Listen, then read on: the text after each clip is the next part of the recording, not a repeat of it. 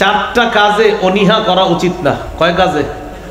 চারটা কাজে অনীহা করা উচিত না। এক নাম্বার, মেহমানের মেহমানদারি করার ক্ষেত্রে অনীহা করা উচিত না। মেহমানের মেহমানদারি করা এই ক্ষেত্রে অনীহা করা উচিত না। দুই নাম্বার, আলেমের সম্মান করা, কোন আলেমের সম্মান করা এই ক্ষেত্রে অনীহা করা উচিত না। আরেকটা হলো যানবাহনের যত্ন নেওয়া। আপনি যে যানবাহনটা দিয়ে চলাচল করেন এটার যত্ন নিয়ে কখনো অনীহা প্রকাশ করবেন না, অলসতা করা যাবে না। এই যানবাহনের যত্ন নিতে হবে আপনার। যানবাহনের যত্ন নেওয়া এই ক্ষেত্রে অনীহা করা উচিত না, যে যানবাহনের যত্ন নেওয়ার ক্ষেত্রে অনীহা করা উচিত না। আর কেউ কেউ আরেকটা লেখছেন যে যাদের মেয়ের বিয়ের বয়স হয়ে যায় তাকে বিয়ে দেওয়ার ক্ষেত্রে বিলম্ব করা উচিত না। এই বিষয়গুলা বিলম্ব করা উচিত না। আরেকটা বিষয়, তাড়াহুড়া হলো শয়তানের কাজ। বলেন তাড়াহুড়া কার কাজ? শয়তানের কাজ। সেটা আরেকভাবে আসছে। তবে 5টা কাজ তাড়াতাড়ি করা উচিত। তাড়াহুড়া করা শয়তানের কাজ, তবে 5টা কাজ তাড়াতাড়ি করা উচিত। এক নাম্বার, মেহমানের মেহমানদারি করা, এটা তাড়াতাড়ি করা উচিত। মেহমানের মেহমানদারি করা তাড়াতাড়ি করা উচিত। দুই নাম্বার, মৃত ব্যক্তির কাফন দাফন তাড়াতাড়ি করা। আমরা মাঝে মাঝে 2-3 দিন রাইখা দিই, ছেলে আসবে আমেরিকা থেকে। হ্যাঁ, আচ্ছা এখন আসলেই কি হবে সেটা আমারে বলেন, লাস্টটাই তো দেখবি, তো লাভ কি? যদি বেঁচে থাকতো বুঝলাম, কিন্তু বেঁচে তো নাই। তো 2 নাম্বার, মৃত ব্যক্তিকে কাফন দাফনে তাড়াহুড়া করতে হবে, খুব তাড়াতাড়ি কাফন দাফন করা, এটা হলো 2 নাম্বার। 3 নাম্বার, কুমারী মেয়েকে দ্রুত বিয়ে দিয়ে দেওয়া। 4 নাম্বার, ঋণ দ্রুত পরিশোধ করা। টাকা পকেটে থাইকেও ঋণ দেয় না, আপনার আছে এরপর আপনি ঋণ দিতে গরিমসি করছেন না, এটা পরিশোধ করা দ্রুত। 5 নাম্বার, তওবা নগদ করা। এরকম না করা যে দাড়িগুলা সাদা হইলে তওবা করবো না, নগদ তওবা করা। এগুলা তাড়াতাড়ি তাড়াতাড়ি করা শয়তানের কাজ, তবে 5টি কাজ তাড়াতাড়ি করতে হবে। এখানে শয়তানের কাজ এগুলা না, তাড়াহুড়া করা শয়তানের কাজ, কিন্তু 5টা কাজ তাড়াতাড়ি করলেও এটা শয়তানের কাজ না। এর মধ্যে একটা হলো মেহমানের মেহমানদারি করা, 2 নাম্বার কাফন দাফন তাড়াতাড়ি করা, 3 নাম্বার কুমারী মেয়ের দ্রুত বিয়ে দিয়ে দেওয়া, 4 নাম্বার ঋণ দ্রুত পরিশোধ করা, 5 নাম্বার তওবা নগদ করা, কালকে না নগদ এই মুহূর্তে তওবা করা। আর অন্য জায়গায় লোকমান হাকিম বললেন আলেমের সম্মান করা, এগুলোতে অনীহা প্রকাশ না করা। তো মূল আলোচনায় চলে আসি। কোথায় ছিলাম? হাদিসের মধ্যে ইবাদতের প্রয়োগ দেখাচ্ছিলাম আমরা। এই হলো আজকের 3 নাম্বার আলোচনা। আজকের 4 নাম্বার আলোচনা, এটা আমরা সবাই একসাথে বললে মুখস্থ থাকবে। বলি, প্রতিদান পাওয়ার ক্ষেত্রে ইবাদত 2 প্রকার। 1, নিজে ইবাদত করে প্রতিদান পাওয়া। 2, অন্যের সাহায্যে ইবাদত করে প্রতিদান পাওয়া। তাহলে প্রতিদান পাওয়ার ক্ষেত্রে ইবাদত 2 প্রকার। একটা নিজে নিজে ইবাদত করে প্রতিদান পাবেন, আরেকটা ইবাদত করতে হলে অন্য সাহায্য লাগবে। নিজে ইবাদত করে প্রতিদান পাওয়া, যেমন তিরমিজির হাদিস 2910 নম্বর হাদিস। রাসূলুল্লাহ সাল্লাল্লাহু আলাইহি সাল্লাম বলেন, মান ক্বারাআ হারফাম মিন কিতাবিল্লাহি ফালাহু বিহি হাসানা ওয়াল হাসানাতু বিআশরি আমসালিহা। কেউ যদি কোরআনের একটি অক্ষর তেলাওয়াত করে, সাথে সাথে তার আমল নামায় 10টি নেকি লিপিবদ্ধ হয়ে যায়। এক অক্ষরে 10 নেকি। তা আপনি যতবার পড়বেন 10 নেকি হয়ে যাবে আপনার। পড়ি আমরা আলহামদু, সবার 50টা নেকি হয়েছে। আবার আলহামদু 100টা হয়ে গেল। হামজা লাম হা মিম দাল 5 অক্ষর, তো 5 10 কত হয়? 50। আপনি মসজিদে বৈশা গপ্পবাজি না কইরা কোরআন তেলাওয়াত করেন, কুল হুয়াল্লাহ পড়েন, ফালাক নাস পড়েন, জামাতের বাকি এখনো 10 মিনিট। ওই মুহূর্তে ঘড়ির দিকে তাকায়া পাশে 2-3 জন বসান, কি অবস্থা, ছোট মেয়েটার বিয়ে হয়েছিনি? আচ্ছা আর কোনো প্রশ্ন নাই এখন না? এগুলা জিজ্ঞাসা করে মসজিদে বৈশা বৈশা। ধানের কি অবস্থা, এইবার আপনার সকালবেলা ধান টান রোপণ করছেন তো, উদ্ভট টাইপের কথাবার্তা সব ওইসব মাথায় আসবে, যেগুলো মসজিদের বাইরে আসে না। সময়গুলা কাজে লাগানো। তার একটা হলো নিজে ইবাদত করে সওয়াব কামাই করা, 2 নাম্বার অন্যের সাহায্যে ইবাদত করে সওয়াব কামাই করা। সহিহ বুখারীর বর্ণনা 5353 নম্বর হাদিস, রাসূলুল্লাহ সাল্লাল্লাহু আলাইহি সাল্লাম বলেন, আস-সাঈ আলাল আরমিলাতি ওয়াল মিসকিন কাল মুজাহিদি ফি সাবিলিল্লাহ আবিস সাইবিন নাহার আবিল কানিতি বিআয়াতিল্লাহি লা ইয়াফতুরু মিন সিয়াম। সহযোগিতা করে কোন অসহায় মানুষের সহযোগিতায় এগিয়ে যায়। মুজাহিদ জিহাদ করলে যে সওয়াব, কোন ব্যক্তি নফল রোজা রাখলে যে সওয়াব, নফল রোজা আদায়কারী ব্যক্তি সারাদিন নফল নামাজ পড়লে যে সওয়াব, সারা রাত নফল নামাজ পড়লে যে সওয়াব, আর অবিরত কোরআন তেলাওয়াত করলে যে সওয়াব, বিধবা আর অসহায়দের প্রতি সহযোগিতা করার যে ব্যক্তি করে তাকে মুজাহিদের, সারাদিন রোজা রাখে যে, সারাক্ষণ কোরআন তেলাওয়াত করে যে, সারা রাত নামাজ পড়ে যে, সবগুলা সওয়াব আল্লাহ ওই এক ব্যক্তিকে দান করবে। তাহলে দেখুন তো, সাহায্য সহযোগিতা করার সওয়াবটা কি একা সম্ভব না আরেকজন লাগবে? মানে আপনি সাহায্য করবেন, সাহায্য কি কখনো একা করা যায়? কেউ কাউর লাগবে। যে আপনি একজন গরিবকে সাহায্য করবেন, তো একজন গরিব লাগবে। এর মানে গরিবকে সাহায্য করে শুকরিয়া আদায় করবেন, আলহামদুলিল্লাহ আল্লাহ একজন গরিব মানুষকে সাহায্য করতে পারলাম, তার কারণে আমি সাহায্য করার সওয়াব কামাই করলাম। সে সাহায্য চাওয়ার কারণে আপনি রাগ হয়েন না, বরং তাকে দিতে পাইরা খুশি হবেন এই কারণে যে আজকে ও আছে বলে এই ইবাদতটা আমি করতে পারছি ওর কারণে। যাকাত আদায় করার পরে শুকরিয়া আদায় করবেন, অহংকার করবেন না যে আমি অমুকরে এত লাখ টাকা যাকাত দিছি, না, বরং শুকরিয়া আদায় করবেন যে আমার যাকাত নেওয়ার মতো লোক ছিল বলে তাকে যাকাতটা দিতে পেরে আল্লাহর কাছ থেকে সওয়াব কামাই করছি। তাহলে একটা হলো নিজে ইবাদত করে সওয়াব কামাই করা, 2 নাম্বার অন্যের সাহায্যে ইবাদত করে সওয়াব কামাই করা। এই হলো আজকের 4 নাম্বার আলোচনা। আজকের 5 নাম্বার আলোচনা, এটাও একটু সবাই বলি আমরা সাধারণত 5 মাধ্যমে ইবাদত করি।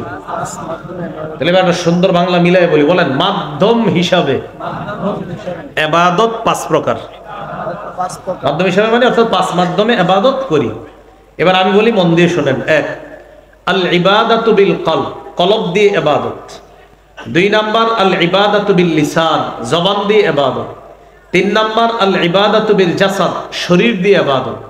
4 নাম্বার আল ইবাদাতু বিল মাল, সম্পদ দিয়ে ইবাদত। 5 নাম্বার আল ইবাদাতু বিল মালি ওয়াল জাসাদ, সম্পদ এবং শরীরের মাধ্যমে ইবাদত। এবার সবগুলোর একটা নাম দিই আমরা সুন্দর করে।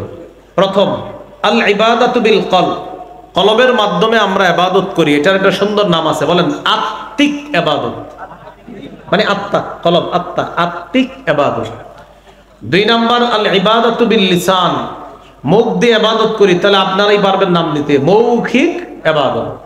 3 নাম্বার আল ইবাদাতু বিল জাসাদ, শরীরের মাধ্যমে ইবাদত করি, এটারও নাম দিতে পারবেন শারীরিক ইবাদত। 5 নাম্বার আল ইবাদাতু বিল মাল, অর্থ সম্পদ দিয়ে ইবাদত, এটারও একটা নাম দিতে পারবেন আর্থিক ইবাদত। 5 নাম্বার আল ইবাদাতু বিল মালি ওয়াল জাসাদ, অর্থ এবং শরীর দিয়ে ইবাদত, তো এটার নাম কি হবে? আর্থিক এবং শারীরিক ইবাদত।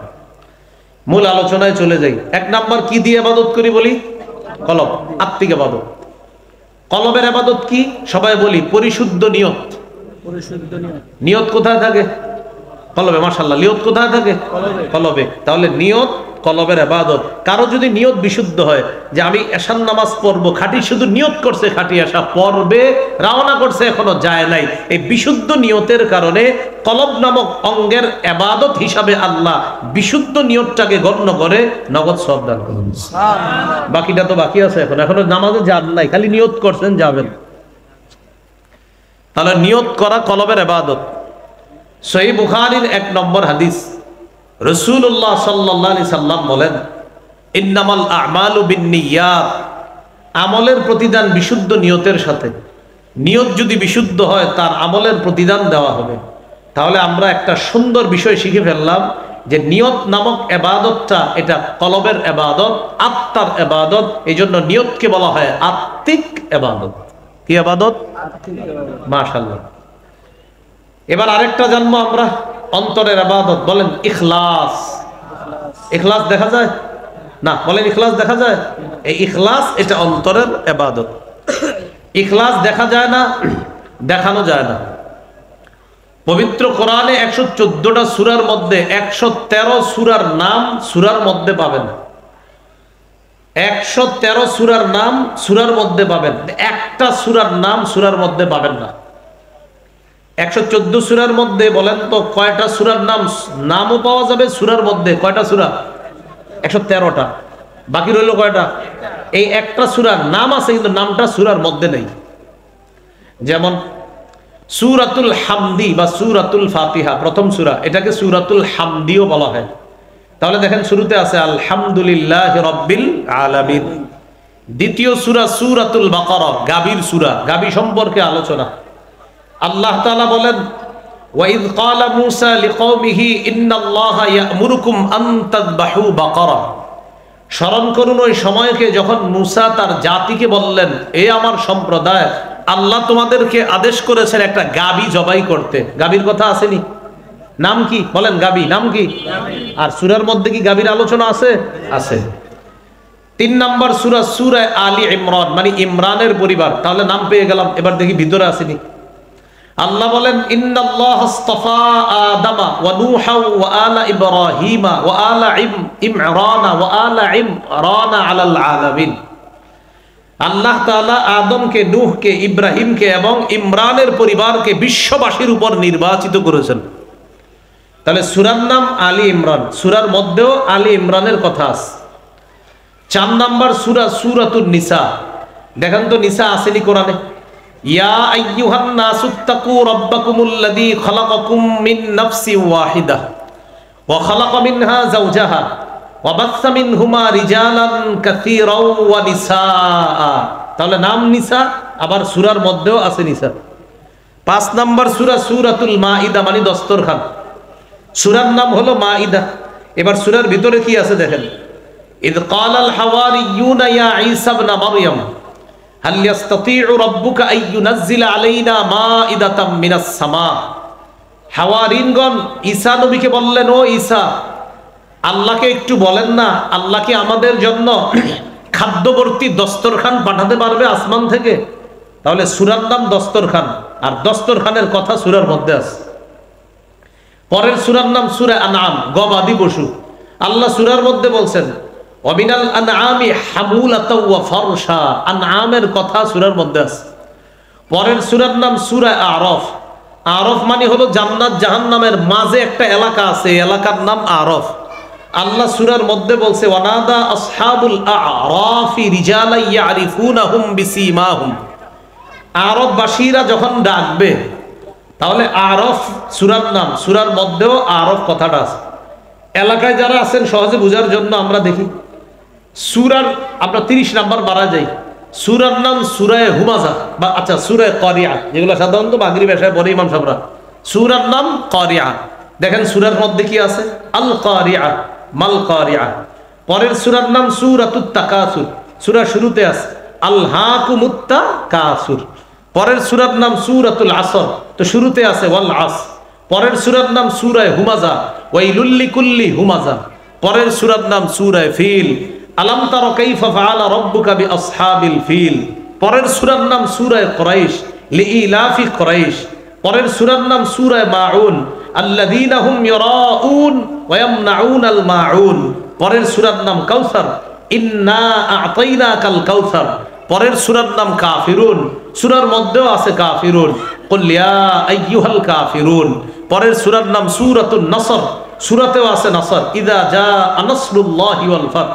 পরের সূরার নাম সূরাতুল লাহাব, সূরাতে আছে তাব্বাত ইয়াদা আবি লাহাব। পরের সূরার নাম সূরা ইখলাস। পড়ি দেখেন তো ইখলাস শব্দটা আছে কিনা। কুল হুয়াল্লাহু আহাদ আল্লাহুস সামাদ লাম ইয়ালিদ ওয়া লাম ইউলাদ ওয়া লাম ইয়াকুল লাহু কুফুয়ান আহাদ। নাম ইখলাস সূরাতের মধ্যে কিন্তু নাই। ঘটনা কি? সব সূরার নাম যা সূরার মধ্যেও আছে তা। সূরা ইখলাসের নাম ইখলাস, তো পুরো সূরার মধ্যে পড়তেছি কুল হুয়াল্লাহু আহাদ, আল্লাহ পাইলাম না। আল্লাহুস সামাদ, না পাইলাম না। লাম ইয়ালিদ ওয়া লাম ইউলাদ, পেলাম না। ওয়ালাম ইয়াকুল লাহু কুফুয়ান আহাদ পেলাম না। আল্লাহ বুঝাইতে চায় বান্দা ইখলাস দেখানোর জিনিস না, ইখলাস গোপন জিনিস, এটা খুঁজে নিতে হয়, এটা গভীরভাবে খুঁজতে হয়। এই জন্য তোমাদেরকে আমি আল্লাহ শিক্ষা দিলাম, সূরার নাম রাখছি ইখলাস, কিন্তু সূরার মধ্যে ইখলাসটা দেখাইনি আমি আল্লাহ। কেন? তোমাদেরকে শিক্ষা দিলাম যে ইখলাস জিনিসটা দেখানোর না, এটা ভিতরে রাখার নাম, এটা শুধু আল্লাহ দেখলেই হবে। কি শিখলাম বলেন তো? ইখলাস দেখানোর জিনিস না, এটা শুধু কে দেখবে? এই জন্য সূরা ইখলাস নাম ইখলাস, সূরার মধ্যে ইখলাস নাই। আল্লাহ আমাদেরকে শিখায়, বুঝো নাই কেন নাম রাখছি ইখলাস, সূরার মধ্যে ইখলাস তোমাদেরকে দেখাই নাই, শিক্ষা দিলাম যে ইখলাস দেখানোর জিনিস না, এটা ভিতরে লালন করার জিনিস। মনে থাকবে নি কথাগুলা? তাহলে সব সূরার নাম সূরাতে আছে, ইখলাস নাম সূরার মধ্যে নাই। যদি কেউ বলে ভাই আসলে নাই, বলবেন হ্যাঁ আসলে আছে। কোথায়? যেটা গভীরভাবে এখান থেকে বুঝে নিতে হবে। তো সরাসরি এটা দেখা যায় না কেন?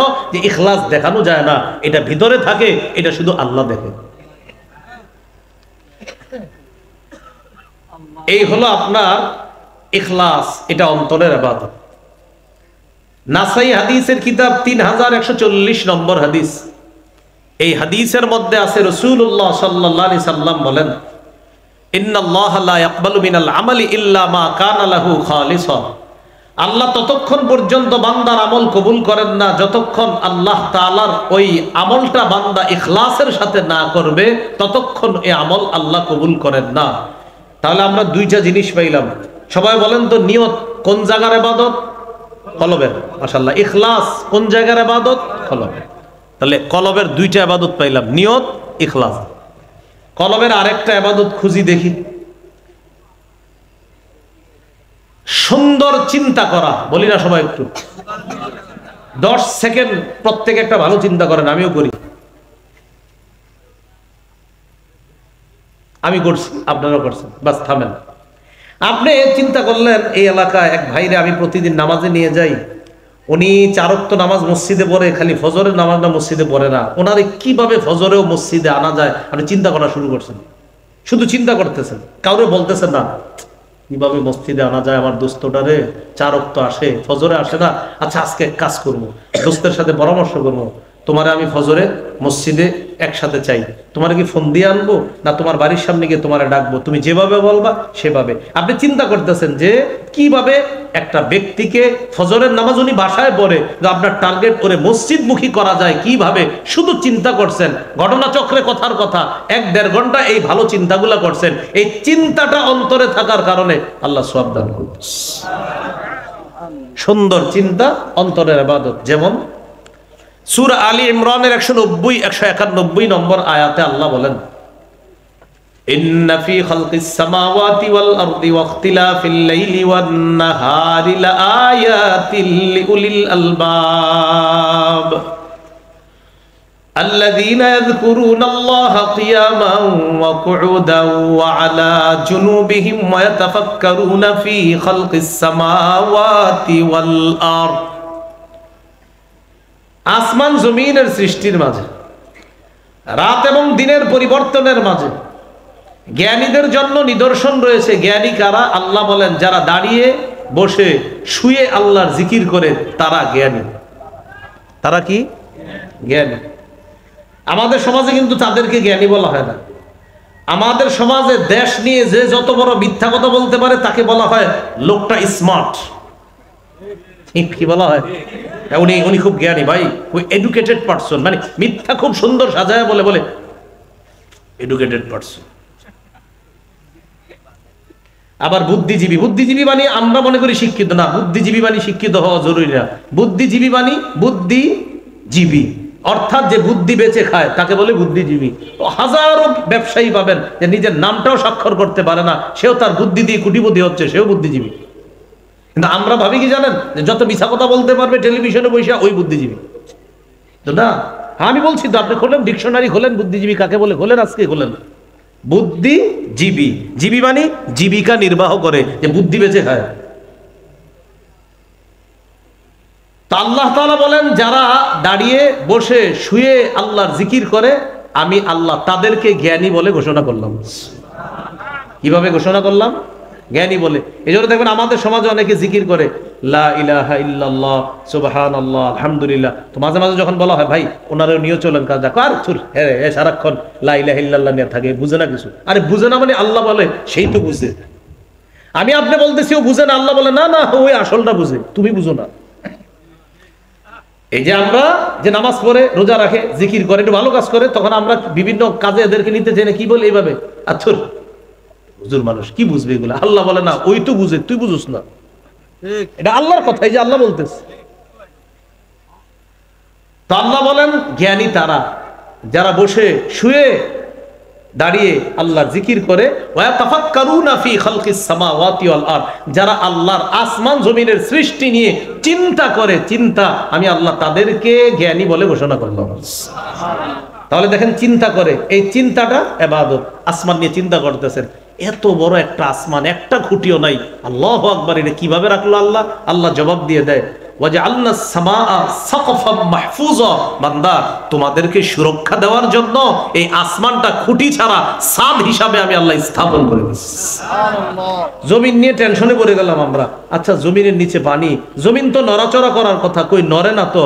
আল্লাহ তাআলা বলে দেন ওয়াজআলনাল জিবালা আওতাদা, বান্দা আমি পাহাড়গুলাকে জমিনের উপর পেরেক স্বরূপ বসায়া দিয়া, এই পাহাড়গুলার উপরে আমি পাহাড়গুলাকে জমিনের উপর পেরেক স্বরূপ বসায়া দিয়া জমিনের নড়াচড়া বন্ধ করে তোমাদের বসবাসের উপযোগী করে দিচ্ছি। তাহলে জ্ঞানীরা যখন আসমান জমিন নিয়ে চিন্তা করে সুন্দর সুন্দর জবাব পায়। বলছিলাম চিন্তা করা সুন্দর, এটা অন্তরের ইবাদত। বলেন নিয়ত অন্তরের ইবাদত, বলেন নিয়ত, ইখলাস, সুন্দর চিন্তা।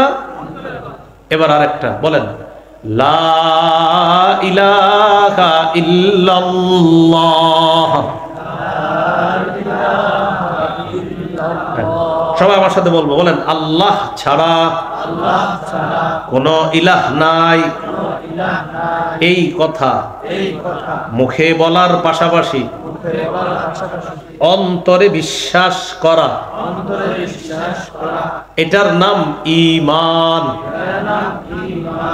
এটা হলো অন্তরের ইবাদত। আল্লাহ ছাড়া কোনো ইলাহ নাই, এটা আপনি মুখে বলছেন, আর এটা হলো আসলে ইলাহ নাই, এটা বিশ্বাস করছেন। তো বিশ্বাস কোথায়? অন্তরে। তাহলে আল্লাহ ছাড়া কোনো ইলাহ নাই এই কথার বিশ্বাস, এটা ঈমান। আর এই ঈমানটা এটা অন্তরের ইবাদত। এবার একটা দলিল নেই আমরা, অন্তরের মধ্যে যদি সরিষার দানা পরিমাণে বিশ্বাস থাকে কারো যে আসলে আল্লাহ ছাড়া কোনো ইলাহ নাই, বাকি সে অনেক খারাপ কাজ করছে, কিন্তু এটা তার খাঁটি বিশ্বাস ছিল যে আল্লাহ ছাড়া কোনো ইলাহ নাই। সহিহ বুখারীর 44 নম্বর হাদিস, রাসূলুল্লাহ সাল্লাল্লাহু আলাইহি সাল্লাম বলেন ইয়াখরুজু মিনান নার মান কানা ফি কলবিহি মিসকালু হাববাতিন মিন খারদালিন মিন ঈমান وفي قلبه مثقال ذرة من إيمان وفي قلبه وزن شعيرة من خير وفي قلبه وزن برة من خير وفي قلبه وزن ذرة من خير। خير দ্বারা উদ্দেশ্য ঈমান, যার অন্তরে গম পরিমাণ, যার অন্তরে জব পরিমাণ, যার অন্তরে সরিষার দানা পরিমাণ, যার অন্তরে অণু পরিমাণ খাঁটি ঈমান থাকবে, একদিন সে জাহান্নাম থেকে বের হয়ে আল্লাহ জান্নাতের মেহমান হবে। আজকে চারটা জানলাম অন্তরের ইবাদত। দেই মনে আসেনি কয় মাধ্যমে ইবাদত করি? 5। কয় মাধ্যমে? 1 নাম্বার কি দিয়ে? কলব দিয়ে। কলবের কয়টা ইবাদত জানলাম আজকে? 4টা। নিয়ত করা, ইখলাস, সুন্দর ফিকির, আরেকটা হলো ঈমান, যে আল্লাহ ছাড়া কোনো ইলাহ নাই, এগুলা জানলাম। 2 নাম্বার আল ইবাদাতু বিল লিসান, জবান দিয়ে ইবাদত, এটাকে বলা হয় মৌখিক ইবাদত। মৌখিক ইবাদত কি? এটা একটু আগে আমরা করছি, পড়ি লা ইলাহা ইল্লাল্লাহ। তাহলে পরীক্ষা হয়ে যাক, লা ইলাহা ইল্লাল্লাহটা 2টা ইবাদত, মৌখিক ও আত্মিক। আত্মিক কি? আল্লাহ ছাড়া কোনো ইলাহ নাই বিশ্বাস, এটা অন্তরে আছে, এটা আত্মিক। আর মুখ দিয়ে বলতেছি হ্যাঁ হ্যাঁ আল্লাহ ছাড়া কোনো ইলাহ নাই, এটা মৌখিক ইবাদত। সুবহানাল্লাহ। তিরমিজির হাদিস 3592 নম্বর হাদিস, রাসূলুল্লাহ সাল্লাল্লাহু আলাইহি সাল্লাম বলেন মা ক্বালা আবদুন ক্বাত্তু লা ইলাহা ইল্লাল্লাহ মুখলিসান ইল্লা ফুতিহাত লাহু আবওয়াবুস সামাই হাত্তা তুফজিয়া ইলাল আরশ। কোন ব্যক্তি যদি একবার ইখলাসের সাথে পড়ে লা ইলাহা ইল্লাল্লাহ, ইখলাসের সাথে একবার যদি পড়ে, আসমানের সবগুলা দরজা খুলে দেওয়া হয়, তার লা ইলাহা ইল্লাল্লাহ যেন আরশ পর্যন্ত পৌঁছে যায়। তাহলে মৌখিক একটা ইবাদত জানলাম, লা ইলাহা ইল্লাল্লাহ। করবো তো ইনশাআল্লাহ। হাঁটতে বসতে আপনি করতে পারেন। বিশেষ করে বন্ধুদের আড্ডাখানায় পড়ে গেলে যদি দেখেন উঠতেও পারেন না, আবার বৈশা থাকতেও পারতেছে না, উঠতে গেলে বন্ধুরা বলবে দেমাক দেখায়, এতদিন পরে আসছে একটু বসে না। আর বৈশা থাকলে এদের এই পেঁচাল শুনতে হবে। তখন কি করবেন? এভাবে হাঁকুরা থাকবেন। দেখেন, তাকান তাকান, আমার দিকে তাকান।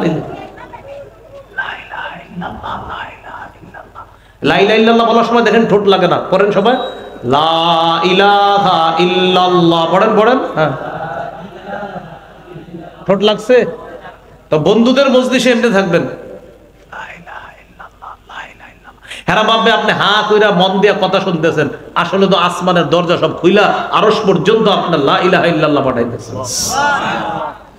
তাহলে আজাইরা মজলিসে বাঁচার একটা টেকনিক হলো এমনি থাকবেন, আসলে তো লা ইলাহা ইল্লাল্লাহ করবেন, ঠোঁট লাগবে না। এরা ভাববে এদের কথা আপনি হা কইরা শুনতেছেন, আসলে তো লা ইলাহা ইল্লাল্লাহর জিকির চালাইতেছেন। মৌখিক আরেকটা ইবাদত তিলাওয়াতুল কোরআন, কোরআন তেলাওয়াত করা। করবেন না ইনশাআল্লাহ? না, শুধু রমজানে করবেন।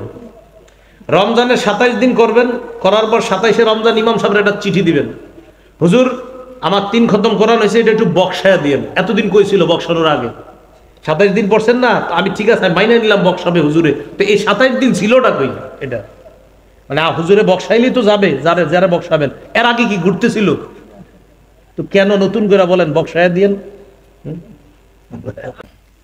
তো রাসূলুল্লাহ সাল্লাল্লাহু আলাইহি ওয়াসাল্লাম আমাদেরকে সুন্দর একটা জিকির শিখিয়ে দিয়েছে, লা ইলাহা ইল্লাল্লাহ মৌখিক ইবাদত, আরেকটা হলো তিলাওয়াতুল কোরআন মৌখিক ইবাদত। তো কি করি? রমজানে শুধু কোরআন পড়ি, 27শে রমজান ওই হুজুরের কাছে দোয়া চাই। বউরে কি বলে? কোরআনটা রেখে দাও সুন্দরভাবে, গিলাফে পেঁচায়, আবার আগামী রমজানে দিবেন।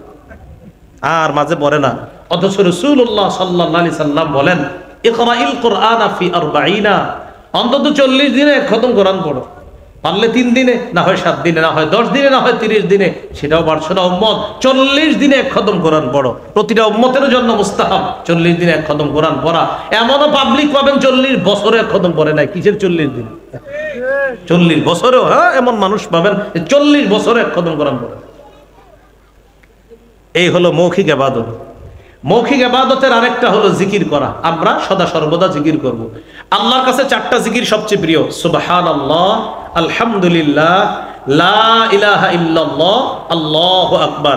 এই 4টার মধ্যে শ্রেষ্ঠ হলো আফজালু যিকরি লা ইলাহা ইল্লাল্লাহ। 4টা প্রিয়, আর এই 4টার মধ্যে শ্রেষ্ঠ লা ইলাহা ইল্লাল্লাহ। এগুলো 2 নাম্বার, মুখ দিয়ে ইবাদত। 3 নাম্বার আল ইবাদাতু বিল জাসাদ, শরীর দিয়ে ইবাদত, শারীরিক ইবাদত, যেমন নামাজ পড়া। মাশাআল্লাহ, আজকে যারা এশার নামাজ পড়েছেন আলহামদুলিল্লাহ। আগামী নামাজটা হলো ফজরের নামাজ। রাসূলুল্লাহ সাল্লাল্লাহু আলাইহি সাল্লাম বলেন, মান সাল্লাল ইশা ফি জামাআ ফাকান্নামা কামা নিসফাল লাইল, যে ব্যক্তি এশা জামাতে পড়লো সে যেন অর্ধেক রাত ইবাদতে কাটায় দিয়েছে। আপনি এশার নামাজ পড়ে ঘুমায় গেছেন, আল্লাহুম্মা বিসমিকা আমুতু আহিয়া, আপনি আছেন ঘুমে, আল্লাহ আপনাকে অর্ধেক রাত দাঁড়ায় দাঁড়ায় ইবাদতের সওয়াব দিয়ে দিবে। ওমান সাল্লাল গাদাতা ফি জামা, আর যে ব্যক্তি ফজর জামাতে পড়বে, ফাকান্নামা সাল্লাল লাইলা কুল্লাহ, যেন সে সারা রাত নামাজ পড়লো। তাহলে দেখেন আল্লাহ কত মহান। আমি আপনি এশা পরে ঘুমায় গেলাম, ঘুম থেকে উঠা ফজর বললাম, সারা রাত নিজেদেরকে বিশ্রাম দিলাম, আরাম দিলাম। আমার রব কত মায়া, কত দয়া। আমি আপনি এশা পরে ঘুমাইলাম, উঠে ফজর বললাম, রব মায়া করে সারা রাত নামাজ পড়ার সওয়াব দান। ফজরের নামাজটা পড়া দরকার আসেনি? ফজরের সময় আপনার কোরবানির সময় গোস্ত খায় অনেক, এই জন্য ফজরে তুলনামূলক মুসল্লি কমে যায়। এটা আনফরচুনেটলি হতে পারে বা কোনো কারণে হতে পারে, ফজরে মুসল্লি হয় না। রাসূলুল্লাহ সাল্লাল্লাহু আলাইহি সাল্লাম বলেন, বাশশিরিল মাশাঈনা ফি যুলাম ইলাল মাসাজিদি বিন নূরি তাম্মি ইয়াউমাল কিয়ামা, ফজরের সময় অন্ধকারে হেঁটে যারা মসজিদে যায় তাদেরকে কিয়ামতের ময়দানে পরিপূর্ণ নূরের সুসংবাদ দিয়ে দাও। তাহলে ইনশাআল্লাহ আমরা ফজর দিয়ে দিন শুরু করব, বলেন ইনশাআল্লাহ। এই গেল আল ইবাদাতু বিল জাসাদ। 4 নাম্বার আল ইবাদাতু বিল মাল, অর্থ সম্পদ দিয়ে ইবাদত করা, যেমন যাকাত দেওয়া। জাকাত যারা দেন নাই অতীতে, আপনি এটা ভাববেন না আমার টাকা মানুষেরই দিব কেন, না, জাকাত যে অংশটা ওটা আপনার না। আগে এই কথা থেকে আপনি বের হন। যারা জাকাত দেন নাই এটা ভেবে যেটা আমার টাকা আমি কেন দিব, এই কথা থেকে আগে বের হন। দেন নাই পরের কথা, আগে এটা থেকে বের হন যে জাকাত যে অংশটা দেন নাই ওটা আপনার না, এটা থেকে আগে বের হন। আপনি 40 ভাগের 1 ভাগ জাকাত আসছে আপনার, আপনি ভাবতেছেন এটা আমার না, এটা আপনার না, 40 ভাগের 1 ভাগ ওটা আপনার না। আল্লাহ আপনাকে দায়িত্ব দিছে ওইটার, শোনো এই 40 ভাগ সম্পদ তোমারে দিলাম, 39 ভাগ ওটা তোমার, আর ওই 1 ভাগ কিন্তু তোমার না, ওটা ওই খাতে তুমি দিয়ে দিবা, আমি আল্লাহ তোমাকে দায়িত্ব দিছি, সঠিকভাবে বন্টন করে দিয়ে দিবা। তাহলে আপনি প্রথমে এই ব্যাপারে একমত হন। 1 লক্ষ টাকার 2,500 টাকা এটা আপনার না, 97,500 আপনার। 1 বছর অতিবাহিত হয়ে যাওয়ার পর আল্লাহ বুঝাইয়া দেয় 97,500 তোমার, 2,500 তোমার না, খাত আছে ওখানে দিয়ে দাও। কি শিখলাম ভাই বলেন? জাকাত দাতারা আমানতদার, জাকাতের অংশটা পৌঁছায় দেওয়ার জন্য। জাকাত আসছে 1 লাখ, উনি 20,000 30,000 টাকার শাড়ি আর লুঙ্গি কিনা ওই মহিলা পুরুষদেরকে সিরিয়াল ধরে ধরে এগুলা দিছে আর ফেসবুকে দেয়। আলহামদুলিল্লাহ, নিজের হালকা অনুভূত হচ্ছে আজকে যে জাকাতের লুঙ্গি শাড়িগুলা তাদের মাঝে বিতরণ করলাম। এটা আবার কিনছে কোত্থেকে? কিছু দোকানে লেখা থাকে এখানে জাকাতের লুঙ্গি ও শাড়ি পাওয়া যায় 260 টাকা, এগুলা আইনা দিয়ে দিচ্ছে। আবার এটা ফেসবুকে দিয়ে কি বলতেছে? নিজেকে হালকা মনে হচ্ছে, হালকাটা বাকি 70,000 কে দিব। সহিহ বুখারীর বর্ণনা, যে ব্যক্তির উপর যাকাত ফরজ এরপরও সে যাকাত দেয় নাই, মান আতাহুল্লাহু মালা ফালাম ইউআদ্দি যাকাতা মুসিলা লাহু ইয়াউমাল কিয়ামাতি শুজাআন আকরা। যে ব্যক্তির উপর যাকাত ফরজ হওয়ার পরেও সে যাকাত দেয় না, তার এই যাকাতযোগ্য সম্পদটাকে আল্লাহ 20 দর সাপে রূপান্তরিত করবে। সাপ তার পা থেকে পেঁচায়া এই মাথার এখানে এসে ফনা ধরে বলবে আনা কানজুকা আনা মালুকা, আমি তোমার সঞ্চিত সম্পদ, যেটার যাকাত তুমি দেও নাই, আমি সেই সম্পদ। তাহলে প্রিয় ভাইয়ারা, অতীতে যারা যাকাত দেন নাই আলেমদের সাথে বসেন, উজানি মাদ্রাসায় যান, মুফতি সাহেবের সাথে বসেন, বৈশা যে হুজুর যা হওয়ার হয়েছে, অতীতে ভুল করছি, আমার অতীতের বকেয়া জাকাতগুলা সহ আমি ভবিষ্যতে জাকাত দিব। এখন অতীতের গুলো মুফতি সাহেবের সাথে সরাসরি গিয়ে বসেন, যেহেতু এখান থেকে উজানি কাছে, এই জন্য উজানির কথা বললাম। আরো কুমিল্লা যেতে পারেন, কুমিল্লা অনেক বড় বড় মাদ্রাসা আছে, তো এখান থেকে কেন বললাম? উজানি কাছে, এই জন্য। এই গেল 4 নাম্বার আর্থিক ইবাদত। 5 নাম্বার আল ইবাদাতু বিল মালি ওয়াল জাসাদ, আর্থিক এবং শারীরিক ইবাদত। যে ইবাদত করতে টাকাও লাগে, শরীর লাগে, যেমন হজ করা। হজে গেলে টাকাও লাগে, শরীরও লাগে। অনেক বান্দা আছে যাদেরকে আল্লাহ সামর্থ্য দেয় হজের, কিন্তু যায় না। 1 বার 2 বার 3 বার 4 5 বার হজে যায় নাই। সে সামর্থ্য দেওয়ার পরেও, হজ ফরজ হওয়ার পরেও সে 5 বার যায় নাই। সহিহুত তারগিব হাদিসের কিতাব 1166 নম্বর হাদিস। হাদিসে কুদসির মধ্যে আল্লাহ বলেন, ইন্না আবদান ক্বাদ সাহহাহতু লাহু জিসমা ওয়া ওয়াসসা'তু আলাইহি ফিল মাঈশা তামজি আলাইহি খামসাতু আওয়াম লা ইয়াফিদু ইলাইয়া লা মাহরুম। আমি আমার এক বান্দার শরীরটা সুস্থ রাখলাম, তাকে যথেষ্ট টাকা পয়সা দান করলাম, 5 বছর হয়ে গেল, আমি ওরে ডাকি প্রতি বছর, ও আসে না। 1 বার 2 বার 3 বার 5 বছর ওরে আমি ডাকলাম আমার ঘরে, ও আসে না। লা মাহরুম, সে হতভাগা, সে বঞ্চিত। নাউজুবিল্লাহ। ভাই তাড়াতাড়ি যাদের উপর হজ ফরজ তাদেরকে হজে পাঠায়া দেন। ইবনে মাজার হাদিস 2883 নম্বর হাদিস, 2883, রাসূলুল্লাহ সাল্লাল্লাহু আলাইহি সাল্লাম বলেন, মান আরাদাল হজ্জ ফালইয়াতাআজ্জাল। যে ব্যক্তি হজের ইচ্ছা করে সে যেন তাড়াতাড়ি হজ করে ফেলে। কেন? তার সামনে 3টা সমস্যা আসতে পারে। ফাইন্নাহু ক্বাদ ইয়ামরাদুল মারিদ, হতে পারে এই ব্যক্তি অসুস্থ হয়ে যাবে। ওয়া তাদিল্লুদ দাল্লা, হতে পারে প্রয়োজনীয় জিনিস তার হারিয়ে যাবে, ডাকাতি হয়ে গেছে মনে করেন। 3 নম্বর তারিদুলাহুল হাজা, এমন প্রয়োজন এসে যাবে যে প্রয়োজনের কারণে সে হজে যেতে পারবে না। করোনার আগে যারা হজের টাকা জমাইছে, হজের ইচ্ছা থাকা সত্ত্বেও হজে যেতে পারে নাই। নিকট আত্মীয়র মধ্যে যারা চাকরিজীবী তারা বেতন পায় না, মানে চাকরি আছে বেতন নাই, তখন আপনার মানবিক প্রয়োজনে ওই জমানো টাকা থেকে আত্মীয় স্বজনের পাশে মানুষ দাঁড়াইছে। যথেষ্ট, করোনার সময় যথেষ্টভাবে মানুষ একজন আরেকজনের পাশে দাঁড়িয়েছে, এটা অস্বীকার করার মতো না। কিন্তু কথা হলো, আপনি তো জানতেন না করোনা এসে যাবে, এই জন্য নবী বলছে হজের ইচ্ছা করো, তাড়াতাড়ি করে ফেলো, হজ তাড়াতাড়ি করে ফেলো, দেরি করো না, যে না ওই বছর না ওই বছর। আমাদের অনেক ব্যবসায়ীরা প্রত্যেক বছর জবাব দেয়, এখনো ব্যবসাটা সঠিকভাবে তো খাড়া করাইতে পারলাম না, এই জন্য হজে যারা না। আর্থিক শারীরিক ইবাদত খুব তাড়াতাড়ি হজ করে ফেলা, এই হলো 5 নাম্বার। 5 মাধ্যমে আমরা ইবাদত করি। টোটাল আলোচনাটা মন দিয়ে শুনি। 1 নাম্বার আবিধানিক পারিভাষিক অর্থ জানলাম, চূড়ান্ত বিনয় হওয়াকে ইবাদত বলে। আর প্রকাশ্য গোপন কথা কাজ আল্লাহ পছন্দ করলে এটাই ইবাদত। 2 নাম্বার, পবিত্র কোরআনে দাসত্ব 2 প্রকার। একটা সাধারণ দাসত্ব, যেটার মধ্যে সবাই অন্তর্ভুক্ত, কাফেররাও অন্তর্ভুক্ত, কাফেররা আল্লাহটা খায়, স্বীকার করে না, এরাও অন্তর্ভুক্ত। আরেকটা হলো বিশেষ দাসত্ব, সেটা কি? বিশেষ বান্দা যারা, তারা এটার অন্তর্ভুক্ত। 3 নাম্বার, হাদিসে ইবাদতের কিছু প্রয়োগ জানলাম। 4 নাম্বার, আপনার উপকারিতা লাভের দিক থেকে ইবাদত 2 প্রকার। সওয়াব কামাই করি 2 মাধ্যমে, আমরা হয়তো নিজে ইবাদত করে সওয়াব কামাই করি, না হয় অন্যের সাহায্যে ইবাদত করে সওয়াব কামাই করি। আর 5 নাম্বার যেটা জানলাম, আমরা 5 মাধ্যমে ইবাদত করি। 1 নাম্বার কলব দিয়ে, এটা হলো আত্মিক ইবাদত। 2 নাম্বার মুখ দিয়ে, এটা মৌখিক ইবাদত। 3 নাম্বার শরীর দিয়ে, এটা শারীরিক ইবাদত। 4 নাম্বার টাকা দিয়ে, এটা আর্থিক ইবাদত।